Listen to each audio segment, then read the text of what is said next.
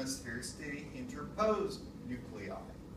The vermis to the fastigial nuclei, and then the part of the vermis, the inferior vermis, and the flocculonodular lobe to the vestibular nuclei. So the outputs are very, very specific. These deep nuclei are sitting kind of just below the base of the cerebellum itself. And then where are they going? What are the targets here? So please take a little while to, we're gonna be running through all of this in just, a little bit later today, I think. So taking a look at that. So let's take signals into and out of the cerebellum. This is the figure that is going to not totally drive you crazy, but bother you until you learn it. Climbing fibers, inputs from the inferior olivary nucleus, mossy fibers, pontine nuclei, cortical nuclei, red nuclei, they're all, all over the place, signals coming in. Let's start with the mossy fibers. The mossy fibers come up. Okay, we've got this big blob-like structure. It's an input. Okay? If it's an input, what could that be? Let's think about it. Axon terminal. Signal's moving along here. What does that make this? Axon. That's got to be an axon terminal, or else this isn't an axon, isn't it? What would this be? A really weird dendrite. Okay.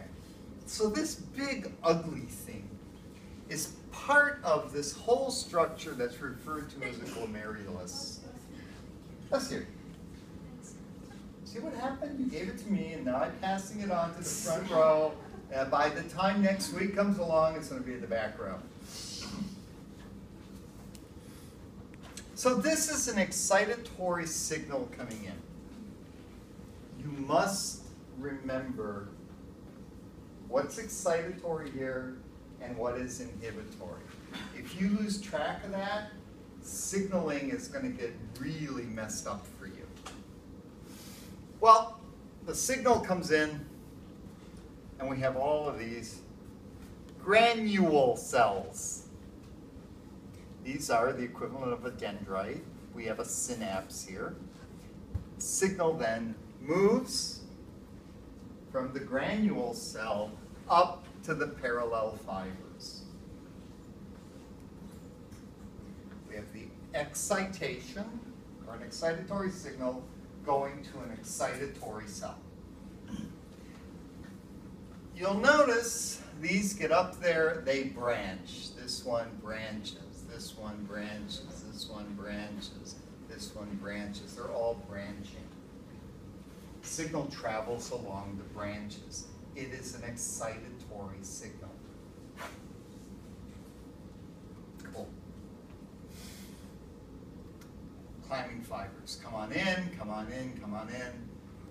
Their signals are excitatory, and they are going to interact with mostly Purkinje fibers up here or the parallel fibers.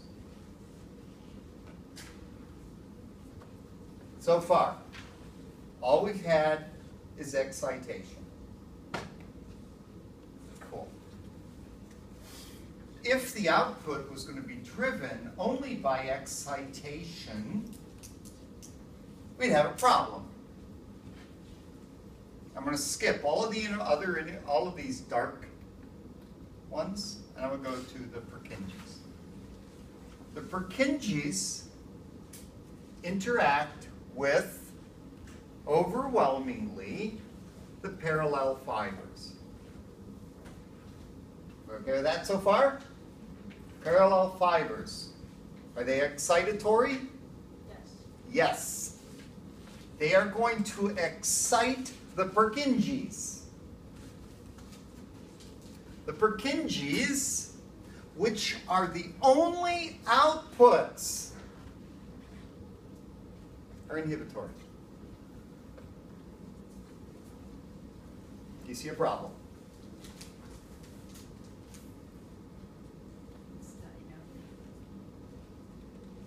They all travel to the parallel They fibers. get their signal from the parallel fibers.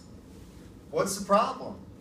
They're always going to be inhibitory. They're always going to be inhibitory. And what is your cerebellum going to say as far as movement goes? Don't do it. Why move? What do you need? You need to inhibit the inhibitory signals. What do we call that when you inhibit inhibitory signals? Disinhibition. Okay. We need to somehow or other inhibit the output to the Purkinje fibers, or else you're going to sit there like a lump on a log. And I see most of you are moving. I assume most of you were capable of moving because you got here. We have these outer stellate cells. These tend to inhibit the outer parts of the parallel fibers.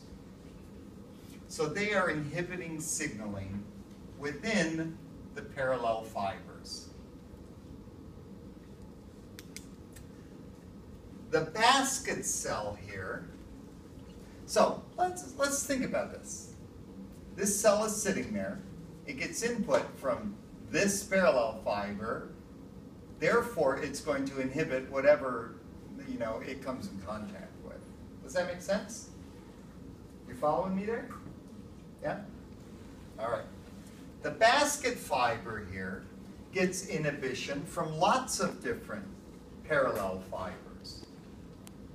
It then is going to inhibit a Purkinje fiber. Okay. The Golgi is going to get signaling from the lower part of the parallel fibers, and it is going to inhibit granule cells. We have a very large, complex group of inhibitory cells here that are going to affect pathways.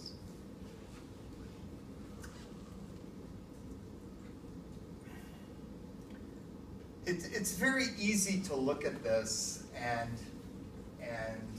say, okay, this one should always be inhibited. This one should always be firing. This one should get a mixed signal. And that's not, in part that is the way it works, but that's not entirely the way that it works. So within any output pathway that you have not one signal coming in here or one signal coming in. You've got a multitude of signals coming in, and you have a multitude of signals going out. Depending on the complexity of signals coming in, you will stimulate various inhibitory cells to inhibit various outputs, so that it allows you to have control over how you move, how you contribute to movement. Are you all completely excited about this? Or like mind-bogglingly perplexed? You should be somewhere between those two, all right? Because it's really cool.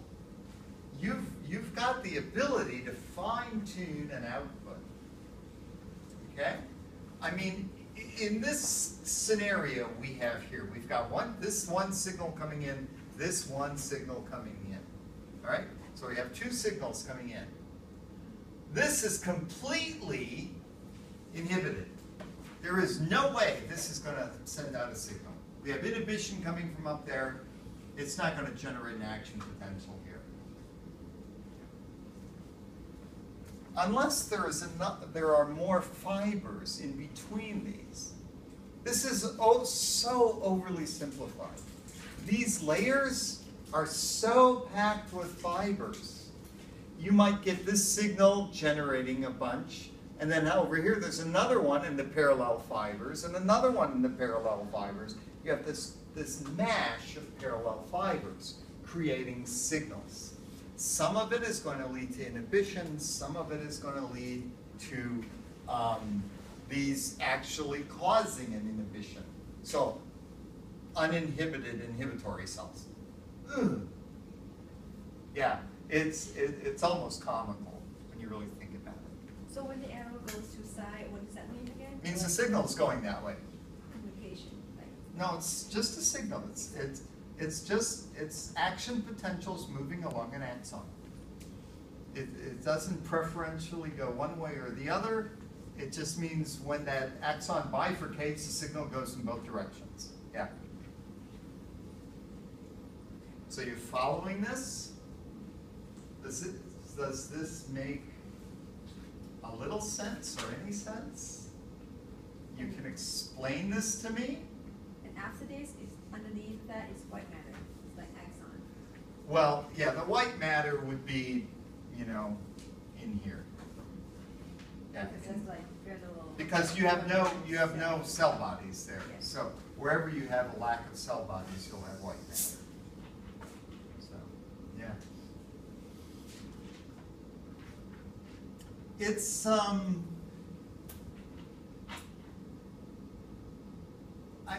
what I really would suggest you try, okay, is take your time, read through this, make sure you understand what's going on, and then draw it out. You can be simplistic about it. You don't have to be artistic about it. You know, you can say, okay, I've got these Purkinje fibers here. I know that they're inhibitory. If I excite them, they inhibit. But if I inhibit that, so here it's getting excitatory signals up here. So we have action potentials coming in here. Action potentials washing across the cell body. Action potential coming down the hillock. And then you're inhibited. The action potential is killed. You flood it with, I don't know, anions or something. So you should be able to walk through and explain what's happening in here, because it's important to understand. This is what allows you some of that motor memory. This is what allows you to have smooth, well, not so much smooth, but predictable, anticipatory movement. So you can say, oh, I know how to walk without thinking about it. It is amazing that you can walk without thinking about it when you really take the time to ponder that question. The idea that you're not thinking about moving the left leg, right leg, and you know, oh, I need to extend, I need to. No, you're not thinking about any of that. You're just doing it, and you're going to have to figure out how to get your patients to do that in the future, or how to adapt to doing things differently. And what else about this? Anything else you can think of? You want to look at some exciting complexities? Oh, good. What? It's when we remember how to walk, it's just, this thing is going on, right? You are using many different parts of your brain when you're learning how to walk. First of all, you're learning how to use your homunculus, okay? But what this is doing is, as you learn from step to step, you have to remember and you have to figure out how to anticipate making your next step without thinking about it. You can't, none of us can actually remember that. But when you were first learning to walk, and when you